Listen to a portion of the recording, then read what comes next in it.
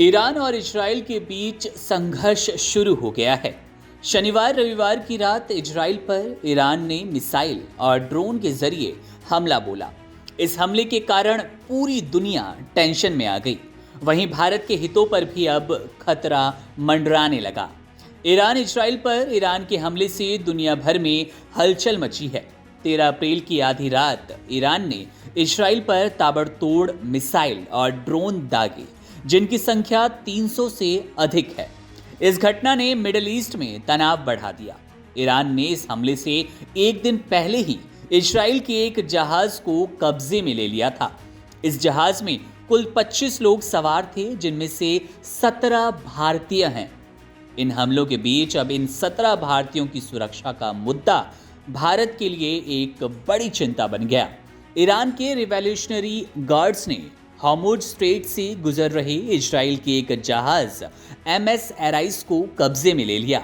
ये जहाज लंदन की जोडियक मैरीटाइम है, जो इजराइल के अरबपति आइल ऑफेर के जोडियक ग्रुप का हिस्सा है। ये जहाज संयुक्त अरब अमीरात UAE के एक बंदरगाह से रवाना हुआ था। ऐसे में हमले के बीच ईरान के कब्जे में इन 17 भारतीयों की सुरक्षा को लेकर सवाल खड़े हो रहे हैं। भारत ने आधिकारिक तौर पर बयान जारी कर ईरान और इजराइल के बीच के मौजूदा स्थिति पर चिंता जताई।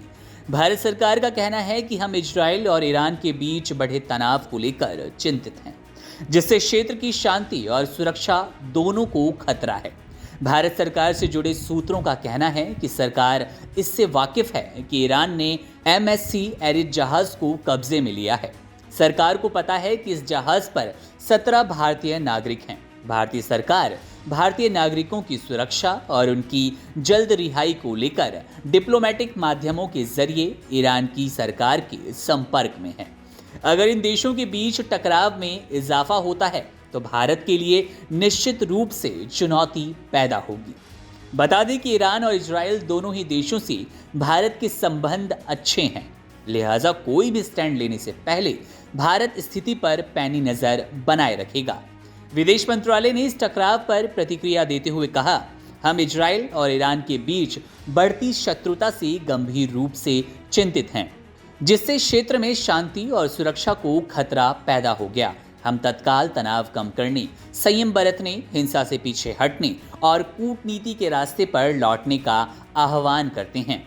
हम मौजूदा हालात पर करीब से नजर बनाए हैं। इस क्षेत्र में मौजूद हमारे दूतावास भारतीय समुदाय के साथ लगातार संपर्क में हैं। ये बेहद अहम है कि क्षेत्र में सुरक्षा और स्थिरता बनी रहे। बहरहाल मामले पर हमारी नज़र है। जैसे कोई बड़ा अपडेट मिलेगा आपसे साझा करेंगे। बने रहिए वन इंडिया हिंदी के साथ।